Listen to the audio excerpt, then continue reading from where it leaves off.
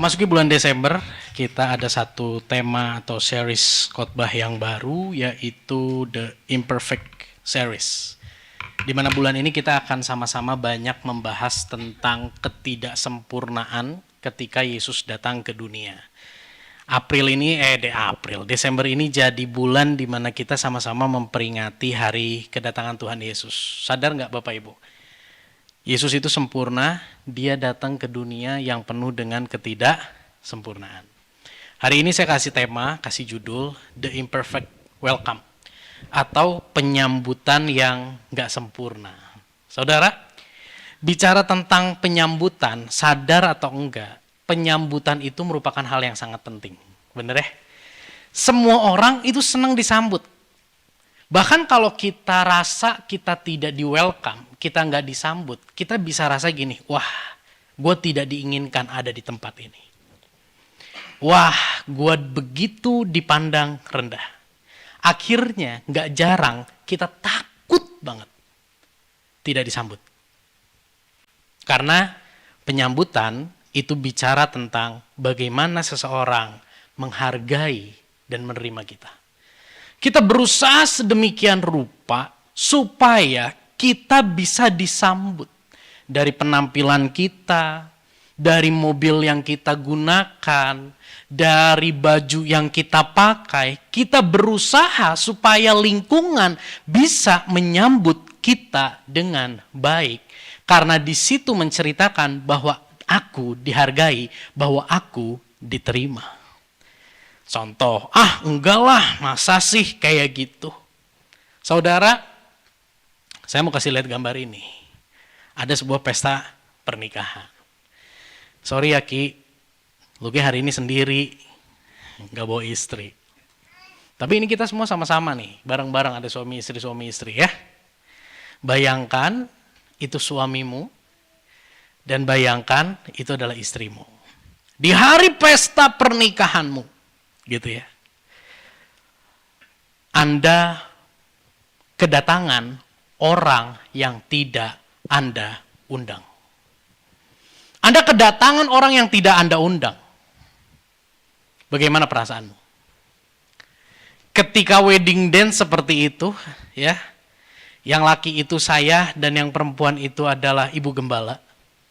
Ketika saya melihat ketika wedding dance seperti itu, ketika saya melihat ada orang yang gak kita undang, tapi datang, aku akan bilang gini sama ibu gembala, say, itu orang yang gak kita undang datang loh. Oh ya? Nggak udah, nggak apa-apa.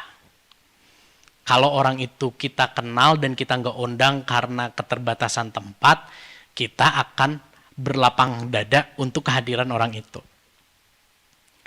Tapi kalau orang itu adalah orang yang memang kita nggak mau undang karena kita nggak suka, terus taunya dia tetap datang, kita akan menyambut dia dengan perasaan terpaksa. Nyangges lah kagok nggak saya di dia. Tapi ketika kita lagi dalam kondisi itu, ternyata orang yang nggak kita undang itu adalah orang yang begitu menyebalkan bagi kita, orang yang begitu menjengkelkan bagi kita, orang yang punya utang sama kita, apa yang terjadi? Kita akan risih, gitu ya. Kita akan risih dan ketika kita selesai wedding dance, kita akan cuekin dia, kita akan antepin dia. Bahkan kalau yang datang itu adalah orang yang sangat menyebalkan dan datang ke pesta Anda dengan pakaian seperti hari ini saya pakai di depan sini, ada kemungkinan Anda akan usir orang itu. Betul? Saudara, apa sih yang hari ini kita mau pelajari? Tahukah saudara, sadarkah saudara, bahwa ketika Yesus datang ke dalam dunia, Yesus hadir bagaikan tamu yang tak diundang. Yesus hadir bagaikan tamu yang tidak diundang di tengah masyarakat Israel. Perasaan risih itu dirasakan oleh mayoritas orang Israel ketika Yesus hadir, bahkan ketika Yesus mulai melayani, orang-orang Israel saat itu merasa begitu risih. Mereka merasa begitu, aduh ngapain sih orang seperti ini datang. Ada sebuah penolakan yang begitu luar biasa. Kita berhenti di sini. Orang Israel ketika Yesus hadir dan melayani, mereka merasa risih. Mari renungkan sama-sama slide ini. Kita nggak hidup di zaman di mana orang Israel hidup. Kita nggak hidup di zaman di mana orang Israel risih terhadap pelayanan Yesus. Tapi hari ini buat kita semua pertanyaannya gini. Pernah nggak kita merasa risih dengan cerita tentang Yesus? Dengan cerita tentang karyanya dan firman-Nya di dalam kehidupan kita? Pernahkah kita merasa risih ketika kita mendengar atau diingatkan tentang nama Yesus? Pernahkah kita merasa bahwa berita tentang salib Kristus, tentang pengorbanan Kristus, itu berita yang usang dan kita merasa risih dengan berita itu?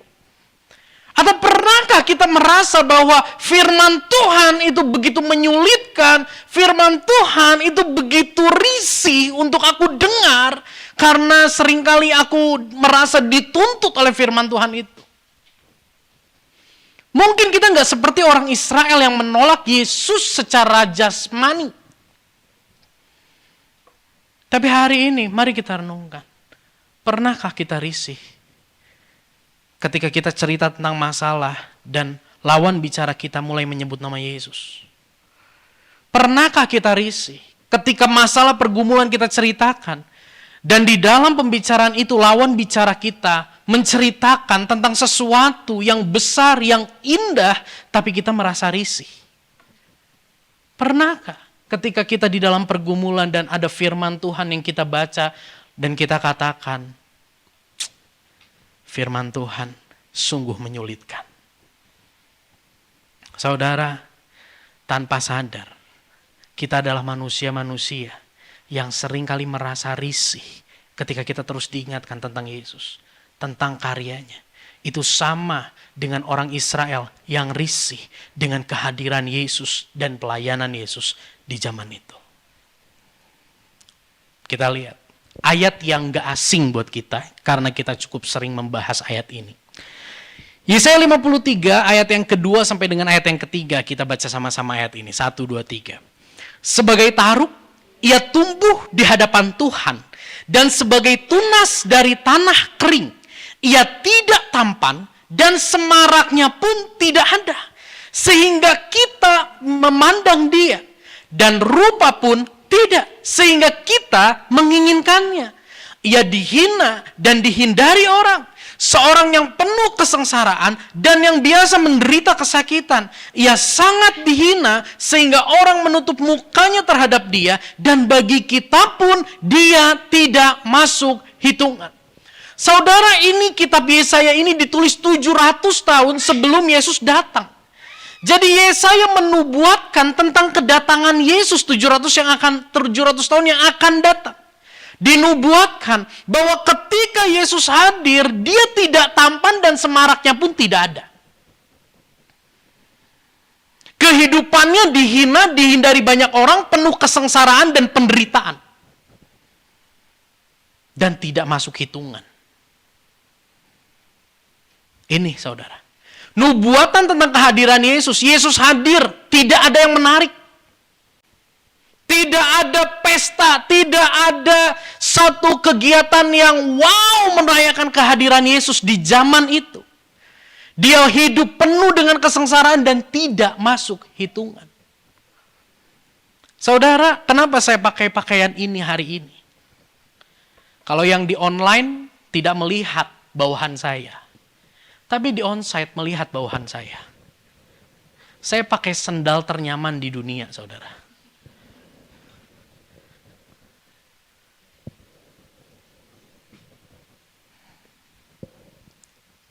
Menjadi perenungan bagi kita.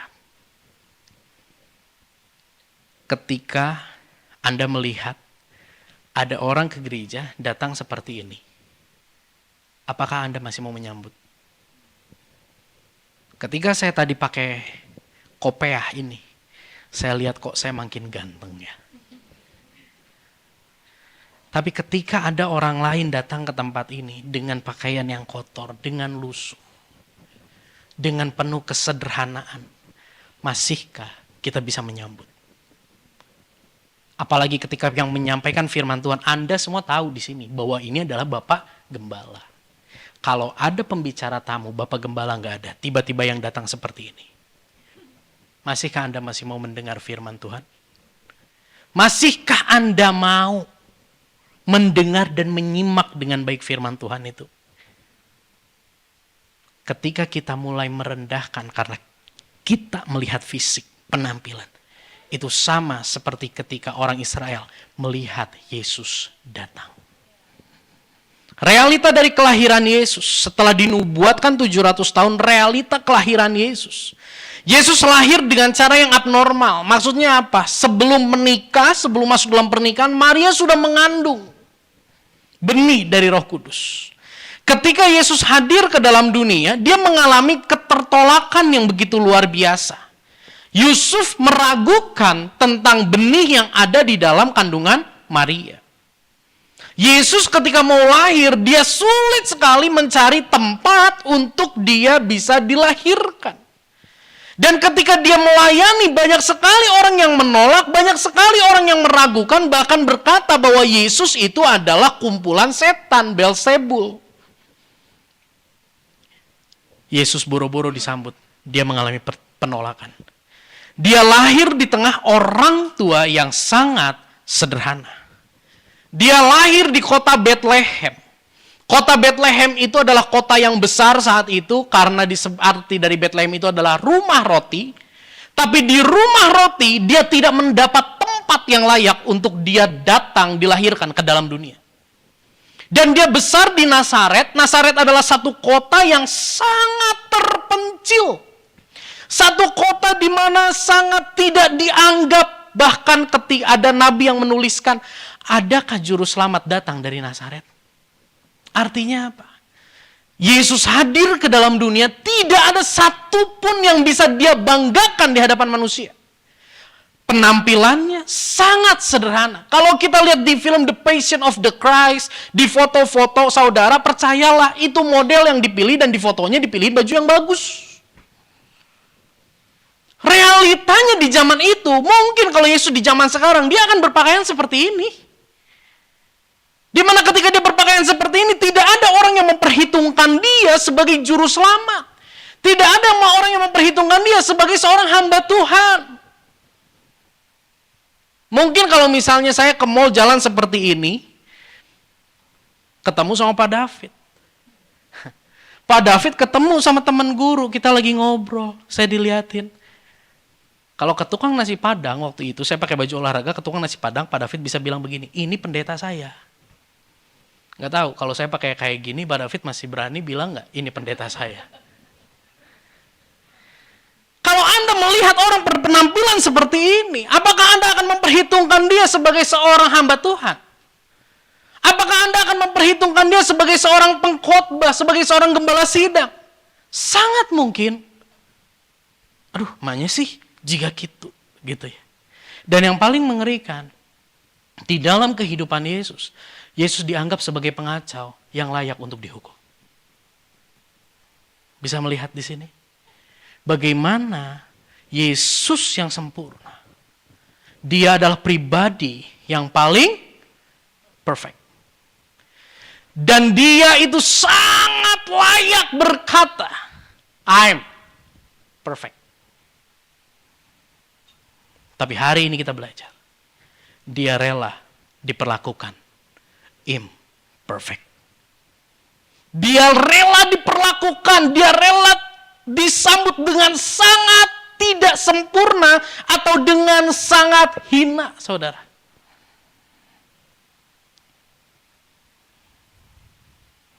Mungkin kalau kita ditanya, maukah Anda menjalani kehidupan seperti Yesus jalani? Kita akan serentak katakan tidak. Kenapa? Karena kita akan mengalami kehidupan yang begitu direndahkan. Tapi tahukah saudara, Yesus yang jauh lebih sempurna dari kita. Dan dialah yang paling layak berkata, akulah yang paling sempurna. Tapi dialah yang paling rela diperlakukan dengan tidak sempurna. Disambut dengan tidak sempurna. Yang seringkali terjadi. Kita yang tidak sempurna menganggap diri layak dianggap sempurna. Dan kita tidak rela disambut dengan tidak sempurna. Saya ulangi, kita yang tidak sempurna merasa diri layak dianggap sempurna. Dan kita tidak rela diperlakukan, disambut dengan tidak sempurna. Apa yang menjadi alasan kita? Harga diri gue diinjak. Apa yang menjadi alasan kita? Aku sudah lakukan ini, lakukan itu. Aku sudah nyumbang segini, tapi kok aku ditaruh di tempat yang paling belakang? Tapi kok aku tidak disambut? Aku hamba Tuhan, diundang khotbah di tempat ini, tapi kok nggak ada yang menyambut? Contoh. Dan banyak lagi contoh di kehidupan realita, kehidupan kita sehari-hari. Kembali lagi, Yesus adalah pribadi yang paling sempurna. Dia sangat layak berkata ini, aku yang paling sempurna, ayo perlakukan aku, sambut aku dengan sempurna. Dia layak mengatakan itu. Tapi ketika dia menjumpai manusia, masuk ke dalam dunia, dia diperlakukan dengan begitu hina. Jauh dari kata sempurna penyambutan yang dia terima. Dia rela menjalani semuanya. Kenapa dia rela lakukan itu? Ini jawabannya, saudara. Di ayat selanjutnya, Yesaya 53 ayat 4 sampai dengan ayat yang ke-6. Dia rela menjalani penyambutan kehidupan yang tidak sempurna. Itu karena apa? Karena ini. Tetapi sesungguhnya penyakit kitalah yang ditanggungnya. Kesengsaraan kitalah yang dipikulnya. Padahal kita mengira Yesus kena tulah, dipukul, dan ditindas Allah. Tetapi Yesus tertikam oleh karena pemberontakan kita, dia diremukkan oleh karena kejahatan kita, ganjaran yang mendatangkan keselamatan bagi kita ditimpakan kepadanya, dan oleh bilur-bilurnya kita menjadi sembuh. Kita sekalian sesat seperti domba. Masing-masing kita mengambil jalannya sendiri, tetapi Tuhan telah menimpakan kepada Yesus kejahatan kita sekalian. Wow, ini rahasianya. Kalau Anda berkata, kenapa ya kok Yesus yang sempurna dan layak berkata aku yang tersempurna, kok dia rela ya menjalani kehidupan disambut dengan sangat hina, diperlakukan jauh dari sempurna. Kenapa ya? Ini jawabannya. 1, dia rela lakukan semua itu karena dia sayang. Karena dia mengasihi kita, orang-orang yang tidak sempurna, yang seringkali merasa dirinya sempurna.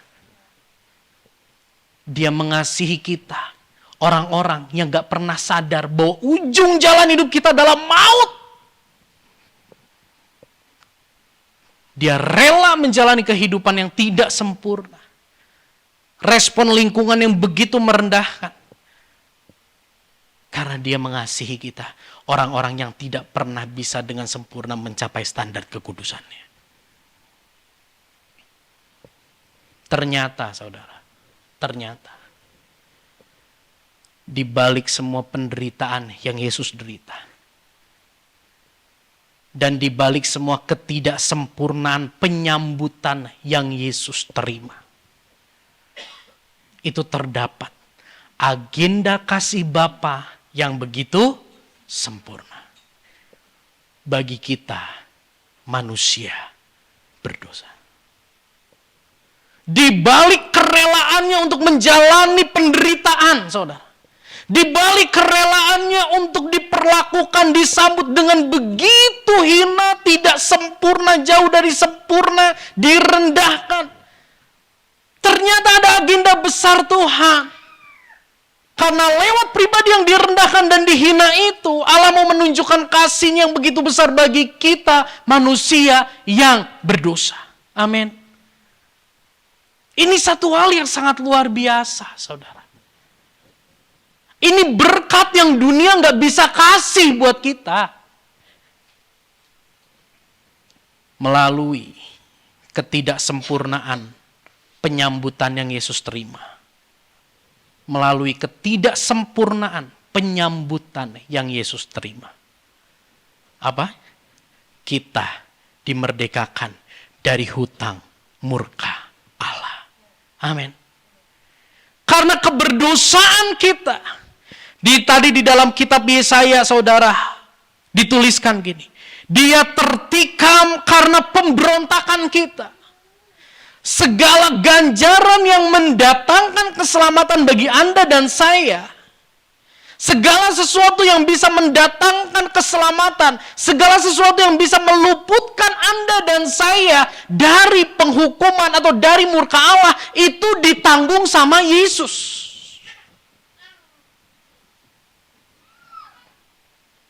Itulah kasih yang terbesar bagi kehidupan kita.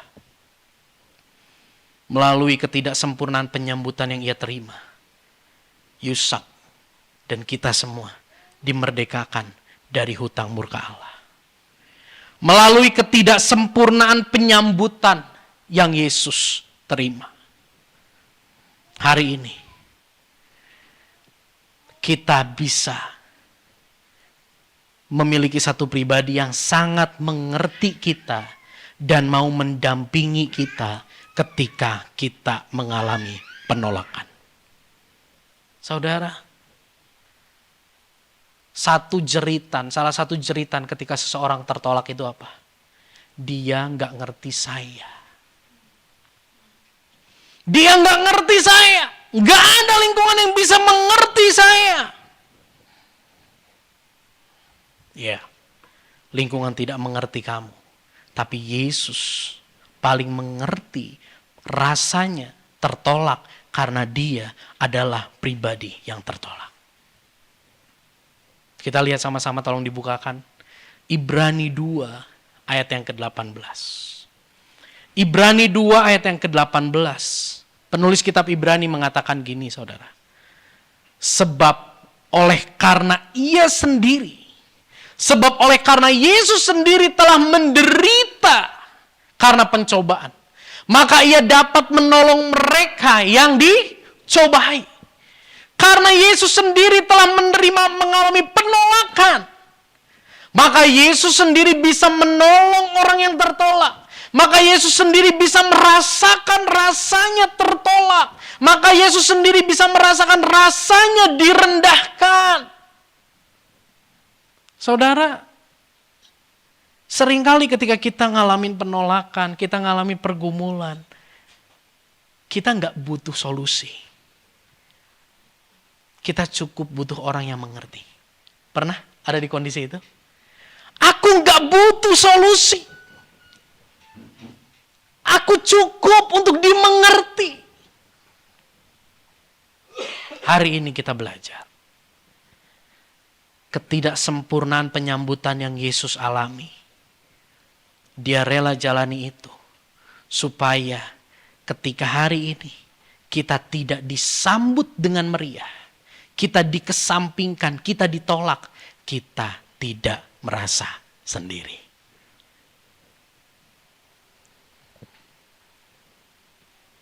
Melalui ketidaksempurnaan penyambutan yang Yesus terima.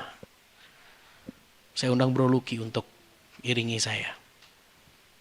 Melalui ketidaksempurnaan penyambutan yang Yesus terima, saudara. Anda dan saya disembuhkan dari penyakit dosa. Di Yesaya tadi kita sama-sama lihat. Bagaimana firman Tuhan Yesaya mengatakan, oleh bilur-bilurnya kamu menjadi sembuh. Oleh bilur-bilurnya kita menjadi sembuh. Perenungannya gini, saudara. Kok udah terima Yesus, masih ya sakit kanker gak sembuh? Saya mau katakan, bahwa kesembuhan dalam ayat ini, itu bukan berbicara tentang kesembuhan jasmanimu. Kesembuhan dalam ayat ini, itu berbicara tentang kesembuhan hati kita. Kesembuhan hati kita dari cengkram dosa yang begitu mengerikan. Saya mau bacakan sebuah ayat di dalam kitab Roma 6 ayat 18. Saya bacakan dalam terjemahan sederhana Indonesia, saudara. Firman Tuhan Paulus katakan gini. sehingga kita dibebaskan dari kuasa dosa. Dan sekarang hidup sebagai hamba Allah yang dengan sepenuh hati mau hidup benar di matanya. Di sini ada sebuah kata yang menarik. Dengan sepenuh hati mau hidup benar di mata Tuhan. Artinya apa, saudara? Lewat pengorbanan Yesus, lewat ketidaksempurnaan penyambutan yang Yesus derita, yang Yesus alami, saudara. Hati kita dirubah. Penyakit hati kita yang namanya dosa itu dipulihkan. Penyakit yang lain bisa disembuhkan oleh dokter. Tapi penyakit dosa yang menguasai hati kita, yang terus menarik kita untuk hidup jauh dari kebenaran firman Tuhan. Seperti gaya gravitasi yang begitu kuat menarik kehidupan kita untuk terjatuh kembali dalam dosa. Lewat pengorbanan Yesus, lewat penderitaan Yesus, Anda dan saya disembuhkan. Lewat penderitaan Yesus itu, kita yang tadinya tidak rela melakukan firman Tuhan, kita yang tadinya terfokus untuk menyenangkan kedagingan kita sendiri, lewat pengorbanan Yesus, saudara. Ketika kita terus renungkan itu, yang terjadi adalah hati kita dirubah. Kita yang tadinya tidak mau melakukan firman Tuhan, ada kerelaan dalam hati kita untuk taat dan setia melakukan firman Tuhan, sekalipun begitu menyulitkan. Jadi hari ini, saudara, barometer kuasa Tuhan bekerja dalam hidupmu itu bukan ketika masalahmu selesai, tapi ketika di dalam hatimu semakin rela melakukan kehendak Bapa. Itu barometer bahwa Tuhan bekerja dalam hidupmu. Kalau sampai hari ini kita masih tidak merasa ada kerinduan, gairah, kerelaan untuk kita hidup sesuai dengan firman Tuhan, Anda sedang tidak baik-baik saja. Berdoa. Minta Roh Kudus yang menolong. 2 Korintus 4 ayat 16 bahasa Indonesia masa kini saya bacakan. Firman Tuhan berkata, Paulus tuliskan, itulah sebabnya kami tidak putus asa.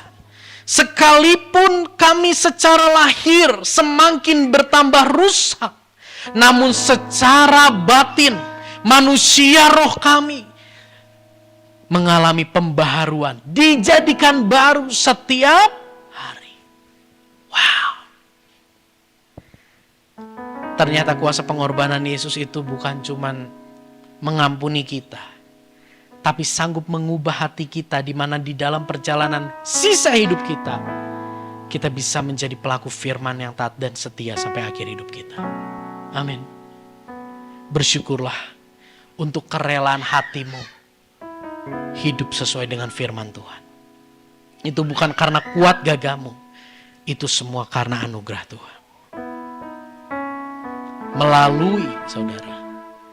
Melalui ketidaksempurnaan yang Yesus, ketidaksempurnaan penyambutan yang Yesus derita, yang Yesus alami, kita dituntun untuk pulang. Yesaya tadi katakan gini, kita semua tersesat, kita semua seperti domba yang tersesat.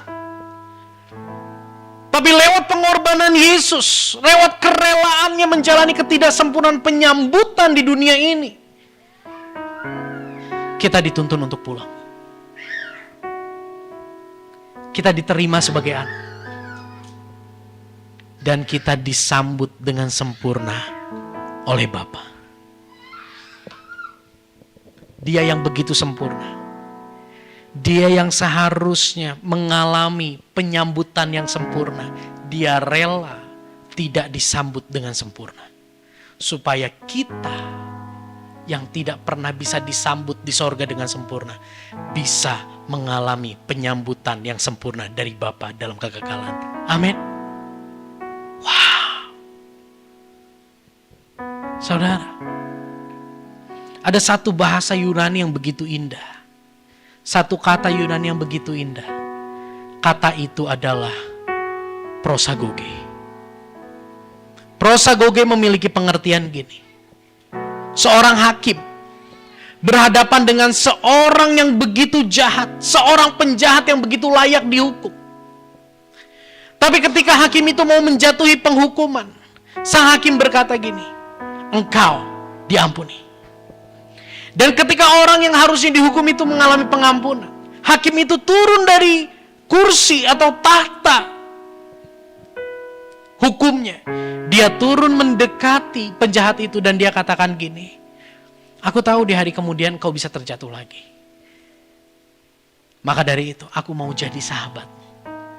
Sang hakim yang tadinya ada di dalam sisi menentang penjahat itu dan mau menjatuhi hukuman, tapi dia kesampingan itu. Dia ampuni penjahat itu dan dia mau berjalan bersama dengan penjahat itu. Dan di dalam perjalanan bersama dengan penjahat itu, saudara, sang hakim menuntun penjahat itu.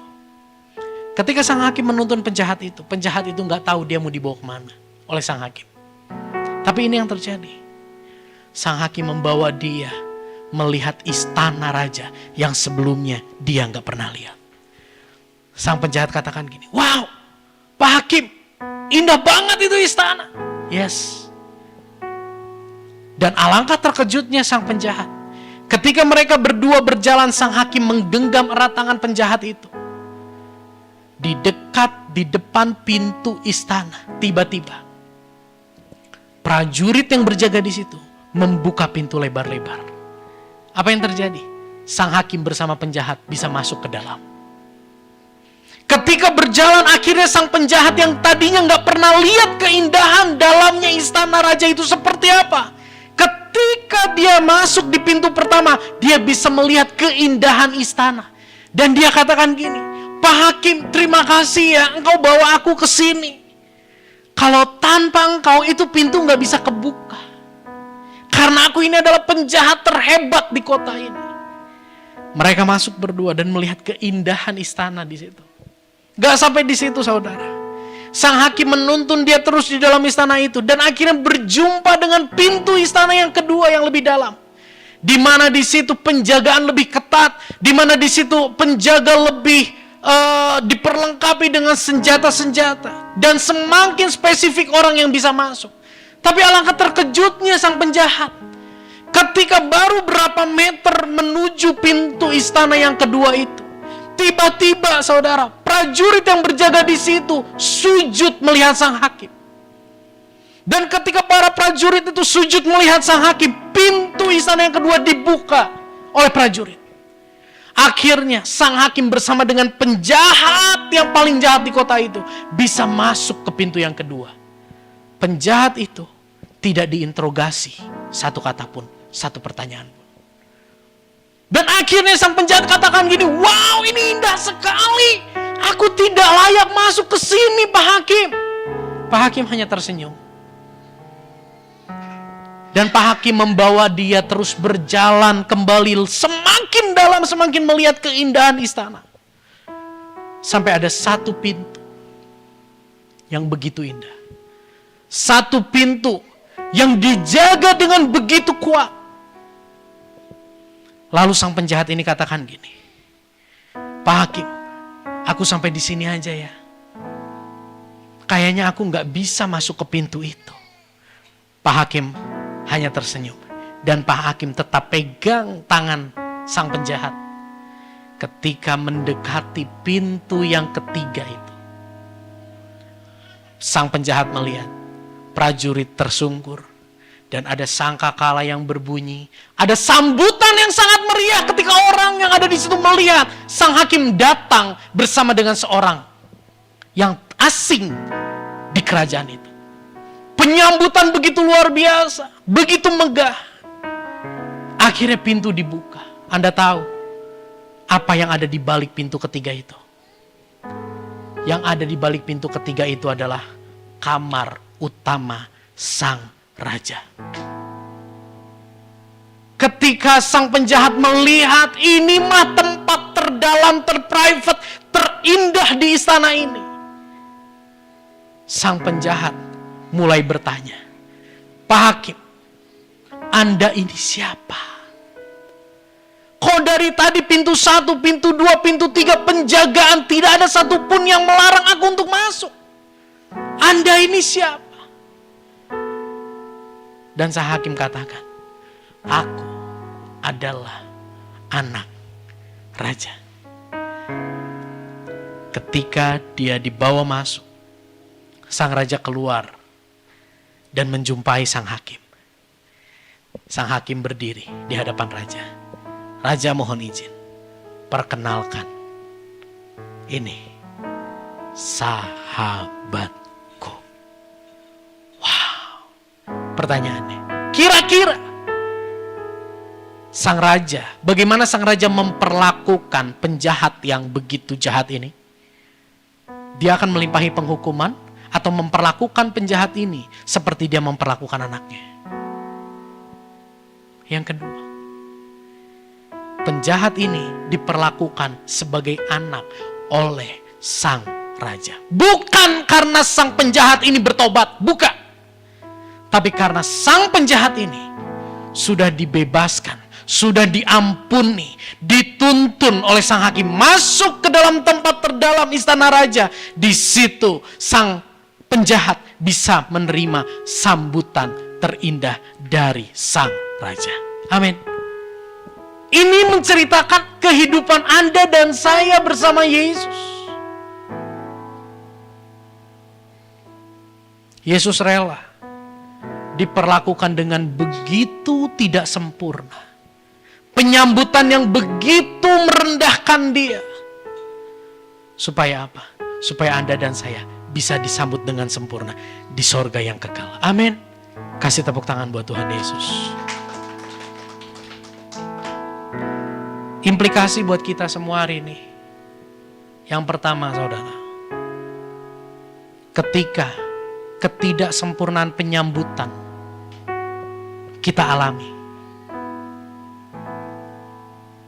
ketahuilah bahwa ketidaksempurnaan penyambutan yang kita terima itu diizinkan Allah supaya kita bisa lebih mengenal dan mengalami sedikit yang Yesus alami dalam karyanya untuk menyelamatkan kita.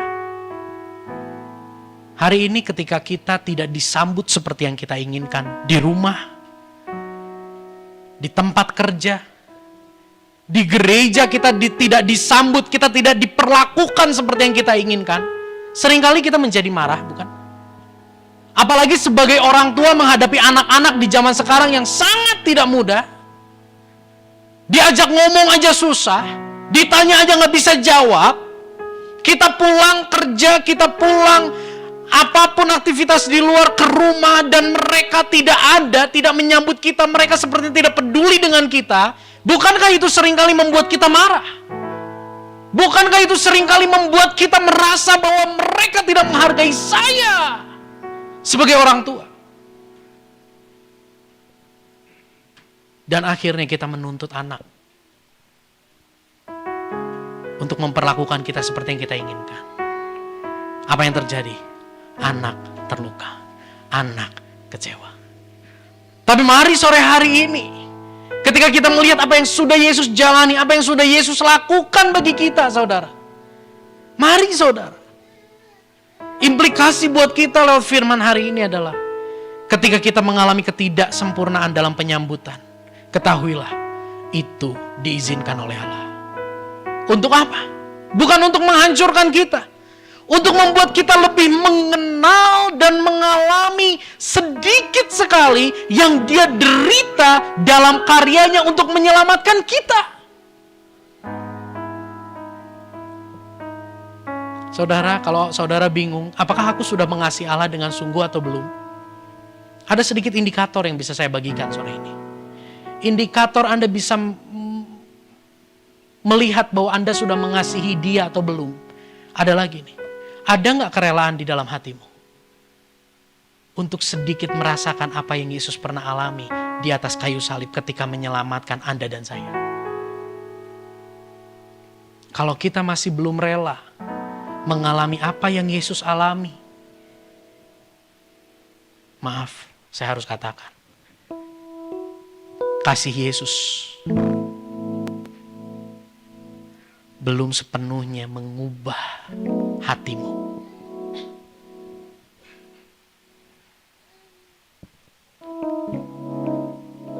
Pemahaman ini sangat menolong kita untuk kita terbebas dan merdeka dari kehausan untuk disambut dengan sempurna. Ada orang-orang yang begitu haus dengan penerimaan. Ada orang-orang yang begitu haus diperlakukan dengan sempurna, dengan istimewa. Akhirnya ketika dia datang ke satu tempat, misalnya ke restoran, ada sedikit kesalahan dari waiters, langsung kata-kata kasar yang merendahkan langsung keluar dari mulut kita. Kita haus akan penyanjungan, kita haus akan penyambutan yang sempurna. Ketika kita melihat hal ini, saya mau katakan, siapa sih Anda? Siapa sih saya? Sehingga kita begitu menuntut orang untuk menyambut kita dengan sempurna. Apakah kita sempurna? Mari kita lihat apa yang Yesus telah lakukan. Dia rela menjalani penyambutan yang begitu tidak sempurna karena dia mengasihi kita. Ketika kita terus mengingat itu, kita akan dimerdekakan dari kehausan hati untuk kita disambut dengan sempurna. Karena kita tahu, kita disambut dengan sempurna bukan di sini. Kita disambut dengan sempurna di sana. Amin. Hari ini suamimu, istrimu tidak menyambut engkau seperti yang kau inginkan di rumah. Saya berdoa, jangan lagi kecil hati. Jangan lagi tuntut pasanganmu untuk memperlakukan kau seperti yang kau inginkan. Capek. Bagian Anda dan saya adalah memandang apa yang Yesus sudah lakukan bagi kita. Karena di situ kita menemukan pengampunan, penerimaan yang begitu sempurna. Menemukan satu penghiburan yang akhirnya membuat kita merdeka dari tuntutan kepada lingkungan untuk menyambut kita dengan sempurna. Dan yang paling terakhir, saudara, implikasi dari firman Tuhan hari ini apa? Ketidaksempurnaan penyambutan yang kita alami itu sesungguhnya merupakan sebuah jembatan bagi kita untuk kita bisa mempertontonkan kasih Allah yang mengubah hidup kita. Dan bukan cuma mempertontonkan, namun menyalurkan kasih Allah yang meluber melalui kehidupan kita. Amin. Saudara, hari ini apa yang anakmu, yang pasanganmu lihat lewat hidupmu?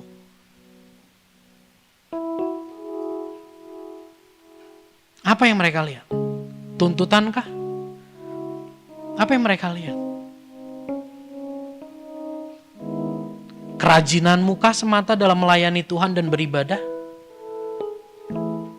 Saya mau katakan, orang yang paling mengecewakan adalah orang yang paling rajin ibadah, rajin melayani, tapi kehidupannya tidak mencerminkan siapa yang dia layani dan dia sembah. Mari saudara, ketika kita tidak disambut dengan sempurna, dengan pertolongan Roh Kudus kita katakan, terima kasih Tuhan, aku tidak disambut dengan sempurna. Karena ini merupakan sebuah jembatan untuk aku tunjukkan sama dia bahwa aku sudah berubah karena kasih-Mu yang mengubah hidupku. Amin. Gak sampai di situ. Ini merupakan jembatan untuk aku menyalurkan kasih Allah, di mana aku bisa mengasihi dia yang tidak menyambut aku dengan sempurna.